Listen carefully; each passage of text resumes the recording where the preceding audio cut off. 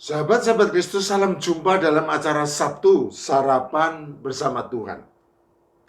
Adapun menu sarapan hari ini diambil dari Matius pasal 5 ayat 43 dan 44.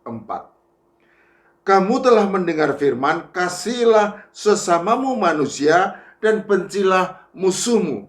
Tetapi aku berkata kepadamu, kasihilah musuhmu dan berdoalah bagi mereka yang menganiaya kamu. Kasih. Siapakah di antara kita orang-orang Kristen yang tidak mengenal kata kasih? Rasa-rasanya tidak ada. Karena inti ajaran Kristen adalah tentang kasih. Bahkan Yohanes tegas menyatakan bahwa Allah adalah kasih. 1 Yohanes pasal 4 ayat 8. Jadi, kata kasih boleh dikatakan identik dengan agama Kristen. Sehingga agama Kristen juga dikenal sebagai agama kasih. Tuhan Yesus Kristus yang adalah Allah juga mengajarkan kasih serta melakukannya. Kasihilah Tuhan Allahmu dengan segenap hatimu dan dengan segenap jiwamu dan dengan segenap akal budimu. Itulah hukum yang terutama dan yang pertama. Demikianlah sabda Tuhan Yesus Kristus. Matius pasal 22 ayat 37 dan 38. Meskipun bukan merupakan perintah yang mudah untuk dilakukan, sebagai orang Kristen sudah seharusnya kita berusaha untuk mengasihi Tuhan Allah kita dengan segenap kemampuan kita.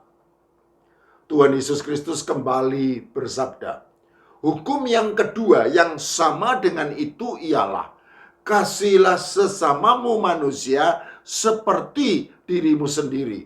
Matius pasal 22 ayat 39. Meskipun tak mudah, sebagai orang Kristen, tentu kita juga harus berusaha untuk mengasihi sesama kita. Di lain kesempatan pada saat berkhotbah di atas bukit, Tuhan Yesus Kristus bersabda, kasihilah musuhmu dan berdoalah bagi mereka yang menganiaya kamu. Matius pasal 5 ayat 44. Tunggu sebentar. Kasihilah musuhmu. Mohon maaf. Benarkah Tuhan Yesus Kristus bersabda demikian? Ataukah jangan-jangan ia sedang salah bicara? Kasihilah musuhmu. Perintah macam apakah itu? Sungguh tidak masuk akal. Perintah untuk mengasihi Allah memang harus dilakukan. Dan demikian juga perintah untuk mengasihi sesama manusia sebagai wujud nyata kasih kepada Allah. Tetapi perintah untuk mengasihi musuh, perintah macam apakah itu? Sungguh tidak masuk akal. Bagaimana mungkin musuh yang seharusnya dibenci malah harus dikasihi? Tidak membenci musuh saja sudah merupakan hal yang sangat sulit, apalagi mengasihi musuh. Sahabat-sahabat Kristus, tanpa perlu diperdebatkan lagi, jelas bahwa perintah untuk mengasihi musuh sejatinya memang merupakan perintah yang tidak masuk akal. Bukan hanya sangat sulit, namun rasa-rasanya tidak mungkin bisa dilakukan oleh orang yang normal atau yang waras. Kasihilah musuhmu. Harus diakui bahwa perintah untuk mengasihi musuh adalah perintah yang sangat mengejutkan. Terutama untuk orang-orang Yahudi yang mendengar khotbah Tuhan Yesus Kristus di atas bukit tersebut. Karena dalam pemikiran mereka yang dimaksud dengan sesama manusia itu hanyalah sebatas orang-orang sebangsa atau sesama orang Yahudi. Pemahaman tersebut sejatinya merupakan pemahaman yang salah dari orang-orang Yahudi yang secara turun-temurun sudah menerima pengajaran yang salah dari para pemuka agama Yahudi mengenai perintah Allah yang tertulis dalam Imamat pasal 19 ayat 18. Janganlah engkau menuntut balas dan janganlah menaruh dendam terhadap orang-orang sebangsamu, melainkan kasihilah sesamamu manusia seperti dirimu sendiri. Tuhan Yesus Kristus yang mengerti kesalahpahaman tersebut kemudian memberi koreksi dan dengan tegas ia bersabda, "Kamu telah mendengar firman, kasihilah sesamamu manusia dan bencilah musuhmu. Tetapi aku berkata kepadamu, kasihilah musuhmu dan berdoalah bagi mereka yang menganiaya kamu." Jadi, Tuhan Yesus Kristus meluruskan kembali yang dimaksud oleh Allah untuk dilakukan umatnya, yaitu mengasihi sesama manusia tanpa memandang kebangsaan. Dan hal itu berarti juga mengasihi bangsa-bangsa lain yang disebut kafir oleh orang-orang Yahudi, yang notabene merupakan musuh bangsa Israel. Itulah sebabnya dalam perumpamaan tentang orang Samaria yang murah hati, Lukas pasal 10 ayat 25 sampai 37, Tuhan Yesus Kristus mengakhiri penuturan kisahnya dengan pertanyaan kritis. Siapakah di antara ketiga orang ini menurut pendapatmu adalah sesama manusia dari orang yang jatuh ke tangan penyamun itu? Lukas pasal 10 ayat 36. Pertanyaan kritis ini bukan merupakan pertanyaan yang mudah dijawab oleh orang-orang Yahudi yang secara turun-temurun bermusuhan dengan orang-orang Samaria yang merupakan bangsa Yahudi campuran karena perkawinan silang dengan bangsa kafir. Dan tentu pertanyaan kritis ini juga bukan merupakan pertanyaan yang mudah dijawab oleh seorang ahli Taurat yang mengajukan pertanyaan kepada Tuhan Yesus Kristus. Lukas pasal 10 ayat 29.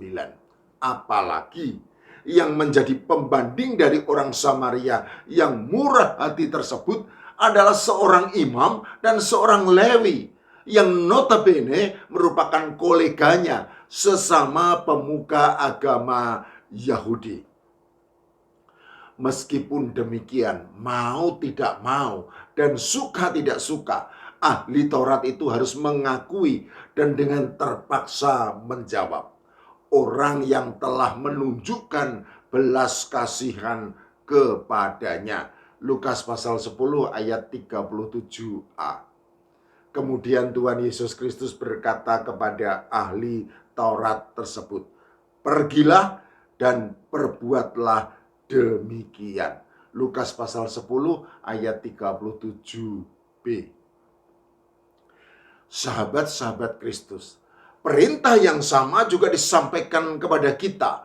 Pergilah dan perbuatlah demikian. Atau lebih jelas lagi, pergilah dan kasihilah musuhmu. Perintah ini rasa-rasanya tidak masuk akal untuk dilakukan. Tetapi Tuhan Yesus Kristus tidak hanya sekadar memberi perintah, melainkan juga melakukannya.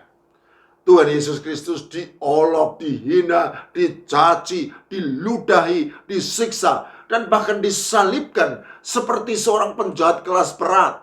Namun ia yang terbukti sama sekali tidak bersalah, kemudian memilih untuk tidak membalas kejahatan dengan kejahatan. Dan dengan kasih-Nya yang teramat agung, ia berkata, "Ya Bapa, ampunilah mereka, sebab mereka tidak tahu apa yang mereka perbuat." Lukas pasal 23 ayat 34. Sungguh, Tuhan Yesus Kristus memberi teladan dengan mengasihi musuh dan berdoa bagi orang-orang yang menganiaya dirinya. Pada dasarnya semua manusia memiliki kecenderungan untuk membalas segala perlakuan jahat terhadap dirinya. karena pembalasan tersebut memuaskan hasrat hatinya yang tersakiti. Itulah sebabnya membalas kejahatan dengan kejahatan menjadi solusi yang ditawarkan oleh dunia. Namun kekristenan melangkah lebih jauh lagi dengan membalas kejahatan dengan kebaikan. Tuhan Yesus Kristus bersabda, "Kamu telah mendengar firman, kasihilah sesamamu manusia dan bencilah musuhmu. Tetapi aku berkata kepadamu, kasihilah musuhmu dan berdoalah bagi mereka yang menganiaya kamu. Karena dengan demikianlah kamu menjadi anak-anak Bapamu di surga, yang menerbitkan matahari bagi orang yang jahat dan orang yang baik, dan menurunkan hujan bagi orang yang benar dan orang yang tidak benar. Apabila kamu mengasihi orang yang mengasihi kamu, apakah upahmu?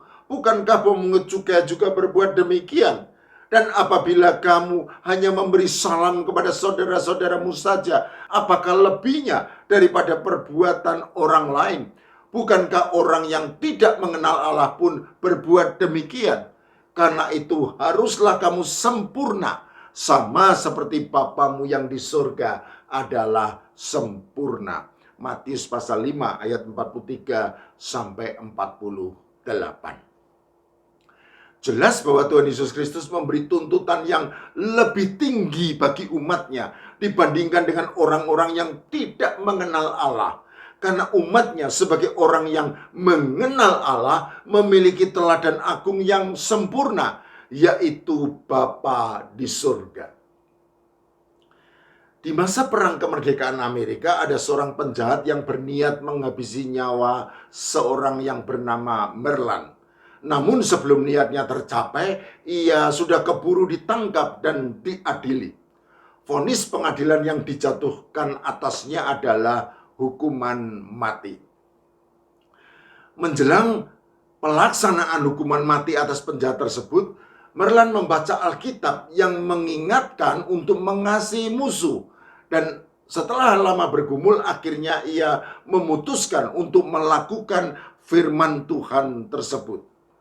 Merlan segera melakukan perjalanan yang sangat jauh serta melelahkan untuk menghadap Presiden George Washington dengan tujuan meminta grasi, yaitu hak presiden untuk memberi pengampunan.